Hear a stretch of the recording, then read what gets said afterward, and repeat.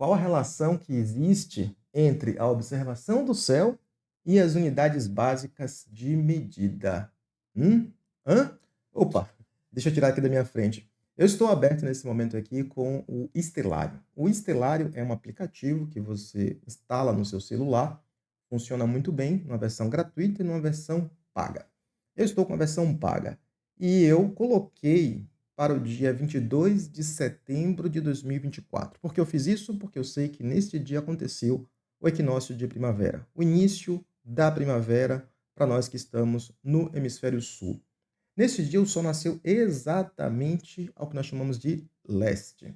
Voltarei a falar do Stellarium quando formos estudar gravitação. À medida que você avança em relação aos meses, ou até mesmo aos dias, então, observe setembro, aí vamos agora para outubro. Observe que ele se direcionou um pouco mais para a direita. Então, se você observar agora aqui o nascimento do Sol, vamos avançar aqui lentamente, ele vai nascer um pouco mais para a direita. Ou seja, ele está se aproximando mais do que nós chamamos de o hemisfério sul. Então, o Sol está se aproximando do hemisfério sul em outubro, em novembro e em dezembro. Em dezembro, vai acontecer o que nós chamamos de o solstício de verão. É quando ele atinge a posição mais ao sul, para a gente começa o verão. Se você continuar avançando, você verá que por volta de março ele voltará a nascer novamente no leste.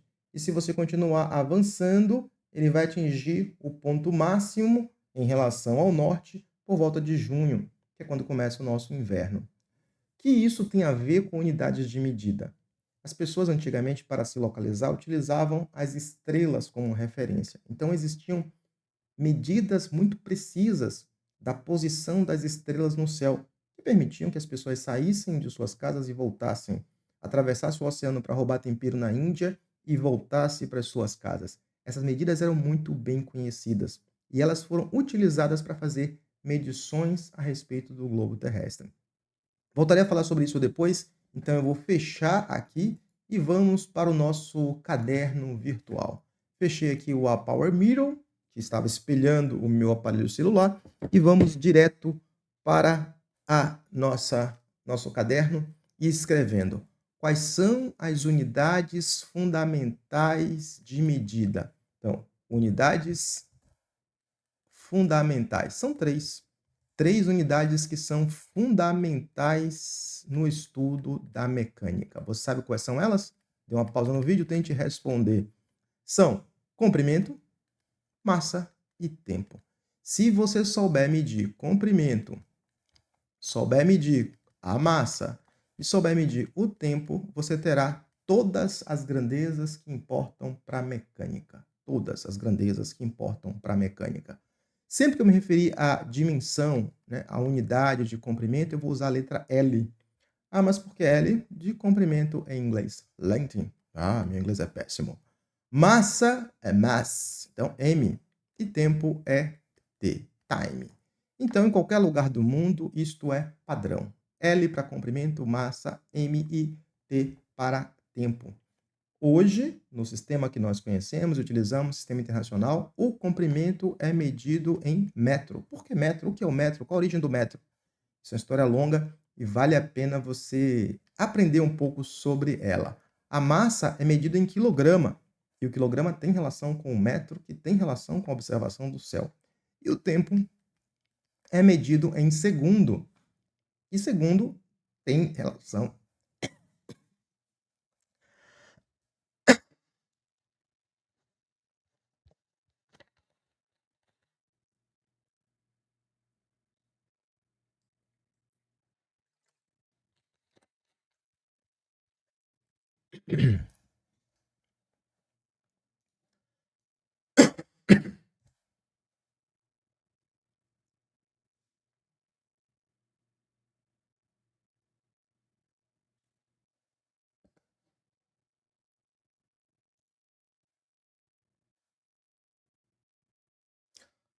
As unidades fundamentais são três: comprimento, massa e tempo.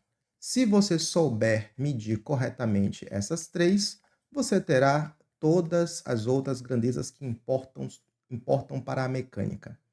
Toda vez que eu me referir à dimensão, comprimento, eu vou usar L entre colchetes. A massa eu vou usar M entre colchetes. E o tempo eu vou usar T entre colchetes, isto é, mundial. Comprimento L por conta do inglês length. E massa, não sei se pronunciei corretamente, massa é mass e tempo é time. Então, LMT são usadas para representar as dimensões. Atualmente, no sistema internacional, o comprimento é medido em metro, a massa é medido em quilograma e o tempo é medido em segundo, sendo que todas as três têm relação direta com a observação do céu. Quer ver? Foi mais ou menos assim a história. Para definir o metro padrão, os cientistas utilizaram o comprimento da Terra como referência.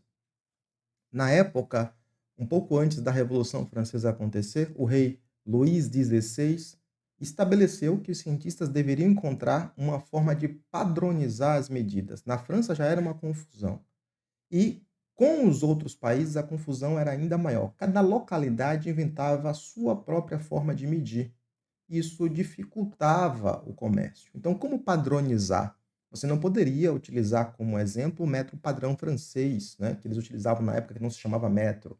Por que não? Porque outros países iam recusar.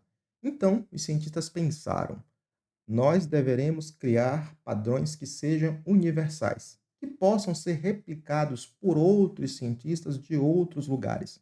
E vamos então tentar utilizar a Terra como referência. Havia algumas possibilidades, considerar o comprimento do pêndulo que deu um segundo, mas ficou estabelecido que tomar o raio da Terra como referência era uma boa ideia. O que aconteceu então? Saiu uma expedição e essa expedição tinha por objetivo medir a distância entre a linha do Equador e o Polo Norte. Vou tentar fazer aqui um esqueminha para representar isso e eu espero que você esteja assistindo essa aula fazendo anotações. Lembre-se que se olhar, aprender esse cachorro era açougueiro, então você fazendo anotações, você aprende melhor. Eu aprendo melhor quando eu escrevo, mesmo quando são rabiscos feios. Mas aqui no computador eu consigo fazer rabiscos um pouco melhor. Então, nós temos aqui a linha do Equador. A linha do Equador é quando o Sol, né, no equinócio, no caso, no equinócio, o Sol está exatamente sobre a linha do Equador, iluminando igualmente os dois lados do hemisfério da Terra. E aqui nós temos o Polo Norte. Não é necessário você sair do Polo Norte até o Equador para medir tudo. Você só precisa encontrar a distância entre dois pontos que passe por um meridiano. Então, foi atribuído a dois cientistas astrônomos a missão de encontrar a distância entre dois pontos ao longo do meridiano que passa por Paris. Um saiu de uma cidade, outro saiu da outra, deveriam se encontrar e fazer os cálculos. Se eles soubessem qual é esta distância, e sabendo que a Terra tem um formato esférico ou quase esférico, você pode então fazer uma conta e descobrir quanto vale a distância toda, portanto, quanto vale a distância total. Mais ou menos o que o Eratóstenes fez para poder estimar qual é o tamanho da circunferência da Terra. Então, isso foi feito e foi calculado, então, qual é este comprimento, a distância que vai do Equador até o Polo Norte. Para fazer essas medições, os cientistas utilizavam as estrelas fixas para se guiar e métodos de triangulação, trigonometria. E com isso obtiveram esta medida com uma precisão incrível, nunca vista antes. Eles então pegaram uma barra e nessa barra eles colocaram a distância que corresponde a um décimo. Então, pegou uma barra de metal que sofre pouca dilatação, e nesta barra eles grafaram o equivalente ao que nós conhecemos como 1 metro. O que é este 1 metro?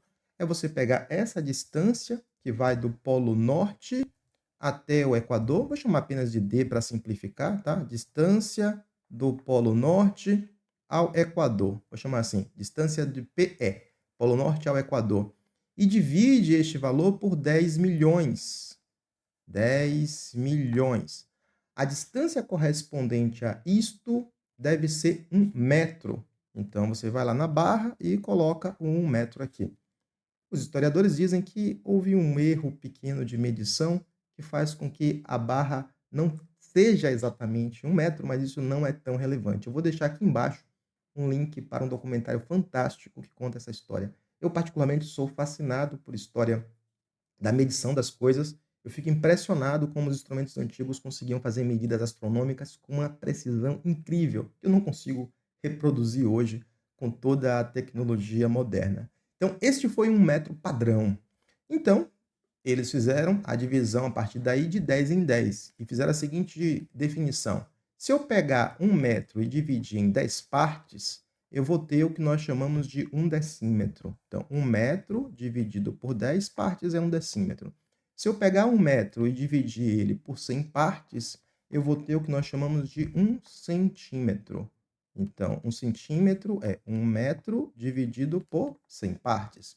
Se eu pegar o 1 metro e dividir por 1000 partes, eu tenho 1 milímetro. E assim nós temos a criação do sistema métrico decimal.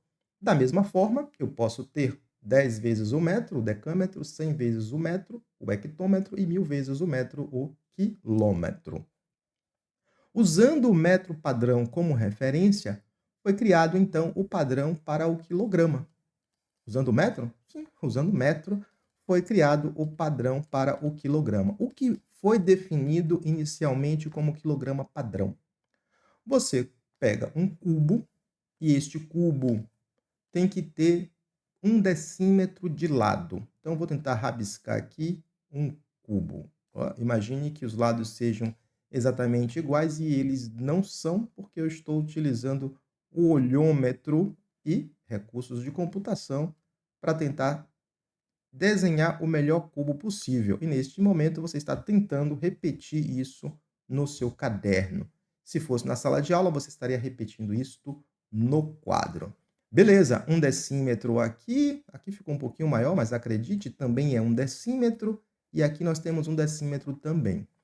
O recipiente que tem 1 decímetro, 1 decímetro e 1 decímetro de lado, ele tem uma capacidade de 1 litro. O litro foi definido, então, a partir daí. Se você preencher aqui completamente, está 1 litro, beleza? Então, preencheu com água, preencheu com algum outro líquido, isso aqui completamente nós temos 1 litro. Se você colocar água pura na temperatura de 4 graus Celsius, por que 4 graus Celsius? Porque é a temperatura que a água tem densidade máxima. E você colocar isto em uma balança dessas balanças de braço, vamos tentar desenhar uma balança aqui, desenhar uma balança de braço e vou mudar a cor para ficar mais legal. Vamos lá. Isso aqui, imagina que é um prato de uma balança. Do outro lado, nós temos um prato igual da balança. E a balança de pratos é aquela que você conecta ela de maneira que ela fica em equilíbrio, tal como uma gangorra. Então, você vai ter aqui como se fosse uma gangorra. E se você conseguir equilibrar 1 litro de água, significa então que você tem 1 quilograma. Então você vem aqui do outro lado e coloca um objeto qualquer. Esse objeto qualquer, vou botar um formato bem irregular aqui. Esse objeto qualquer de formato irregular, que vai ser equilibrado, se ele equilibrar 1 litro de água, você vai dizer, opa, este objeto que equilibrou 1 litro de água, ele tem uma massa de 1 quilograma. Então, 1 quilograma está ligado diretamente à definição do metro padrão, porque eu uso o metro para definir o que é 1 litro e a partir daí eu uso para definir o que é o quilograma. Então, eles fizeram uma espécie de cilindro de platina e passou a ser o quilograma padrão. Da mesma maneira, você divide de 10 em 10 e tem as subdivisões do quilograma. Quem quisesse a partir daí ter um quilograma padrão, precisava comparar com a unidade que ficou lá reservada no Museu de Pesos e Medidas de Paris. Também era necessário estabelecer um padrão para medir o tempo. Como fazer para medir o tempo padrão? É verdade que nesta época também tentaram colocar o tempo no sistema decimal, mas não funcionou. Parece que as coisas que são circulares é mais fácil você dividir por 12, por 24, por 60. usando o sistema que já era muito utilizado pelos babilônios. Então, o tempo padrão usava a seguinte definição: eles já sabiam o que era o dia solar médio. Então, o dia solar médio, por que dia solar médio? Porque este tempo ele varia. Então, o dia solar médio é basicamente o seguinte: você precisa saber quando o sol está ao meio-dia. A depender do lugar, o meio-dia é quando não faz sombra, se você estiver no Equador, e a depender da época do ano. No entanto, este Sol, no caso, ele executa uma volta e retorna ao mesmo lugar ao longo de um dia. Isto é, por definição, um dia solar médio. Você pode fazer várias medições e fazer uma média para obter o que é esse dia solar médio. Se você pegar este um dia e dividir por 24, você vai ter uma hora. Então, por definição, uma hora é o tempo que leva para um dia solar médio dividido por 24. Então, um dia tem 24 horas. Para você definir o que é um minuto, você pega então que um minuto é o tempo correspondente a uma hora dividido por 60. Portanto, uma hora tem 60 minutos. Para definir o que é um segundo, você pega o equivalente do minuto, um minuto, e divide por 60. Portanto, um minuto tem 60 segundos. Então, assim você estabeleceu como você faz para medir o tempo. Óbvio que isso podia variar com o tempo, então posteriormente, foi redefinido. Todas as unidades têm a definição inicial, depois elas foram redefinidas, e atualmente todas as unidades são definidas a partir das constantes fundamentais que existem no universo. Nós dizemos que hoje em dia as unidades são intergalácticas. Se você mandar informação para um extraterrestre e ele tiver um laboratório, ele consegue reproduzir o nosso metro padrão, o quilograma padrão e o tempo padrão.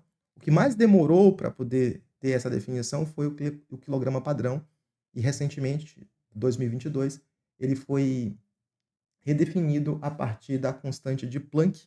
Então, em qualquer lugar do universo dá para reproduzir o quilograma padrão, mesmo sem ter o metro padrão. Então, essas são as três unidades, e aqui eu destaco. Aqui eu estou falando sobre as definições iniciais. Beleza. Depois disso, se estabeleceu outras unidades que vamos destacar aqui de forma breve. Um marco para as unidades de medida foi a Convenção Geral do Metro. A Convenção Geral do Metro aconteceu em 1875.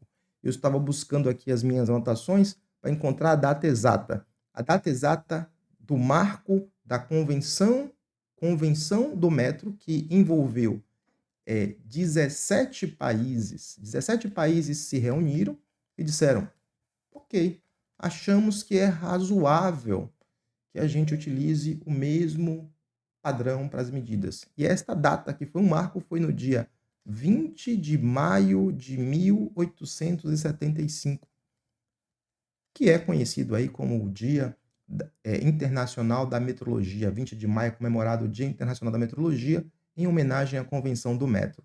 Nesta convenção se estabeleceu que 17 países iam usar o metro padrão, quilograma padrão e a unidade de tempo como sendo o segundo. Também nesta data foi criada a chamada Conferência Geral de Pesos e Medidas. Esta conferência deveria se reunir de tempos em tempos para revisar as unidades, criar novos padrões, estabelecer múltiplos e submúltiplos.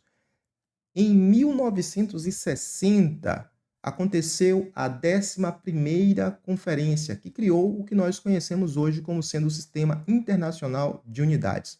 Nesta data, neste ano, não sei a data exata, em 1960, foi criado o Sistema Internacional. O Sistema Internacional estabelece que devem existir 7 grandezas básicas, e todas as outras grandezas devem ser grandezas derivadas. Então, aqui, neste curso, geralmente nós vamos trabalhar no Sistema Internacional de Unidades. Quando não tiver, vamos precisar ter cuidado nas operações e realizar uma conta trazendo para o Sistema Internacional, também conhecido como SI. O Sistema Internacional tem 7 grandezas básicas. Vou colocar aqui uma tabelinha e eu acredito que a essa altura do campeonato você já sabe preencher esta tabelinha com 7 grandezas básicas, que deve ter a grandeza, que deve ter o nome da unidade de medida e deve ter o símbolo. Então, você vai preencher isso aqui da seguinte forma: nesta coluna, eu quero que você coloque a grandeza. Aqui, eu quero que você coloque o nome da unidade no sistema internacional. E aqui, eu quero que você coloque o símbolo correto desta grandeza. Vamos lá? Começando pela mais básica de todas, que é o comprimento. E essa eu já falei aqui. A segunda, a massa. E a terceira, o tempo. As três mais importantes para a mecânica.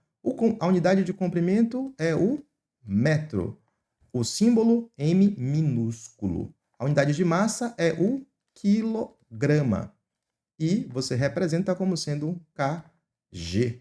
A unidade de tempo é o segundo. E você representa pela letra S. Tirando essas três que são as fundamentais da mecânica, temos ainda as outras. Nós temos a de corrente elétrica. Vou escrever apenas corrente aqui por causa do espaço, mas é corrente elétrica. É medida em ampere e se escreve assim, minúsculo, com A minúsculo.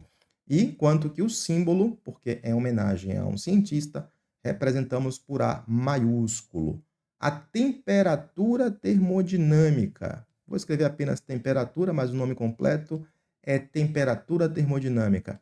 Ela deve ser medida em Kelvin. E a gente escreve Kelvin em letra minúscula, tudo minúsculo. E o símbolo K, porque é homenagem a um cientista. Isto é regra do sistema internacional.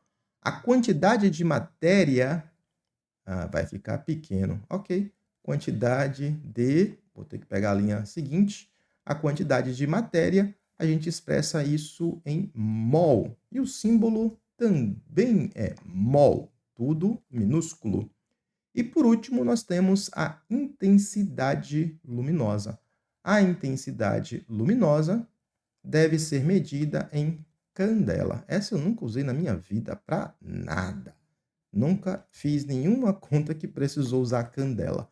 Mas aqui estão as 7 grandezas básicas do SI. 1, 2, 3, 4, 5, 6, 7. As 7 grandezas básicas do Sistema Internacional de Unidades. Atualmente, todas estas grandezas foram redefinidas e eu vou deixar aqui embaixo desta aula o link para você vir para essa apostila. Essa primeira apostila mais longa do SI que eu baixei do site do Inmetro. O Inmetro é o órgão no Brasil responsável por gerir as unidades e fazer com que as instituições cumpram. Enquanto que a apostila do Inmetro tem mais de 117 páginas, o resumo tem 15. Se você pegar o resumo, já é suficiente para as principais regras. Aqui nós temos então as 7 unidades de base do SI, ou as 7 unidades básicas. Qual é a grandeza? Qual é a unidade de base no singular? Como você deve representar no plural? Como ela é definida atualmente e qual é a constante definidora? Então, para todas as 7, todas elas utilizam uma constante definidora que é universal. Esperamos que em todos os lugares do universo essa constante seja a mesma. Então, se você mandar essa informação através de um sinal de rádio e um ET tenha essa informação de como fazer esta medida, ele consegue repetir e ter para ele o nosso tempo padrão, nosso comprimento padrão, nossa massa padrão. Ele não sabe quanto tempo leva para o nosso Sol a Terra girar e completar um dia solar. Mas com a definição atual de tempo, isso passa a ser universal, intergaláctico. Então tá aqui para você fazer o download e para você ter mais informação. E além disso, vou deixar um link para um documentário fantástico que ampliou demais a minha visão sobre esse assunto, porque a minha visão era limitada a somente aquilo que estava nos livros didáticos. E isso é muito ruim. Ainda bem que temos a internet para aprender mais, sempre cada vez mais. Além das unidades básicas, nós temos também as unidades derivadas. As unidades derivadas são muitas e aqui eu vou listar as unidades, não vou defini-las, vou deixar isso como tarefa para você. Ao longo do curso, estas unidades vão aparecer e eu vou colocar a unidade correta no sistema internacional e e como você faz a conversão para as unidades que são mais comuns. Quais são as unidades derivadas mais comuns? O correto aqui é você fazer, então, de novo, uma tabelinha. Nessa tabelinha você vai colocar qual é o nome da unidade, qual é a grandeza, desculpa, qual é a grandeza, qual é a unidade e qual é o símbolo. Eu vou colocar aqui uma lista de 10 e a tarefa de completar fica para você. Lembrando que já está na apostila que eu coloquei aqui. Só não está nessa ordem. Eu vou colocar aqui na ordem que interessa para o nosso curso. Qual é a primeira importante? Área. Medida de superfície. Metro vezes metro, metro ao quadrado. Qual é a segunda importante? Volume. Medida de capacidade. Metro vezes metro vezes metro, metro ao cubo. Qual é a terceira importante? Densidade, que é a concentração de massa. Aqui, densidade é densidade de massa, concentração de massa, que é quilograma por metro cúbico. A quarta é a frequência, o número de vezes que um fenômeno periódico se repete. A quinta unidade importante para a gente, eu vou chamar aqui de rapidez, mas normalmente você vai encontrar como sendo velocidade, que é a variação da distância com o tempo. Chamei rapidez e velocidade, que é uma provocação que nós vamos aprender no próximo módulo de cinemática.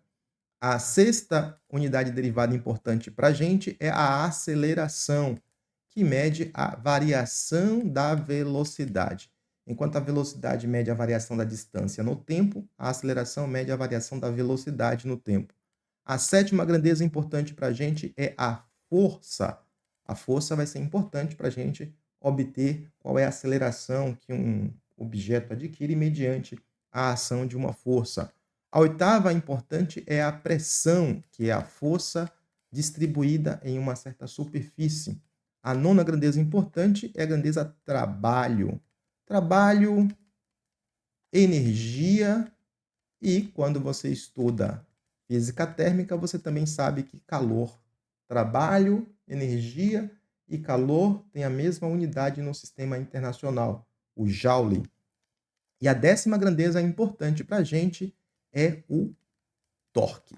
Então, são 10 grandezas importantes, à medida que elas aparecerem, a gente vai discutir. Sendo que trabalho e energia tem um caso curioso, que eu gosto de citar, é que as unidades dela parecem que são idênticas, Newton vezes metro. Mas aqui entra em ação uma operação que nós vamos aprender, que é a diferença entre o produto escalar e o produto vetorial. Isso aqui é uma grandeza escalar, Newton vezes metro. Isso aqui tem uma unidade também de Newton vezes metro, porém é um vetor. Tem módulo direção e sentido, e isso é bem interessante. Esta tabela também está aqui. Então é só você vir aqui na tabela que você vai encontrar tudo aqui. Tudo, absolutamente tudo. Básicas, derivadas.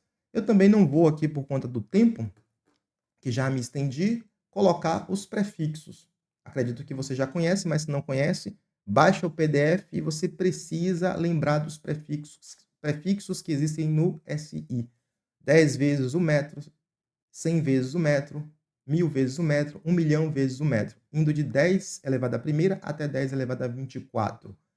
E também os submúltiplos. Os submúltiplos, 10 dividido por 10, né, que é multiplicar por 10 a menos 1, dividido por 100, dividido por 1000, dividido por 1 milhão, por 1 bilhão, por 1 trilhão, até o 10 elevado a menos 24. Já aconteceu uma conferência que já acrescentou mais múltiplos e mais submúltiplos, indo até o 10 elevado a 30 e o 10 elevado a menos 30. Esta tabela já está desatualizada porque uma outra conferência geral de pesos e medidas já acrescentou mais prefixos ao SI e novos prefixos poderão aparecer daqui para frente. Então, sobre unidades de medida, era isso que eu tinha para vocês. Se tiver um tempo, recomendo fortemente que você assista ao documentário. Ao invés de assistir um filme da Netflix ou ir para o Instagram, por favor, assista o documentário. Se você gosta de saber como as coisas são feitas, são medidas, eu acredito que você vai gostar. Grande abraço e no próximo bloco nós vamos falar sobre conversão de unidades. Tchau!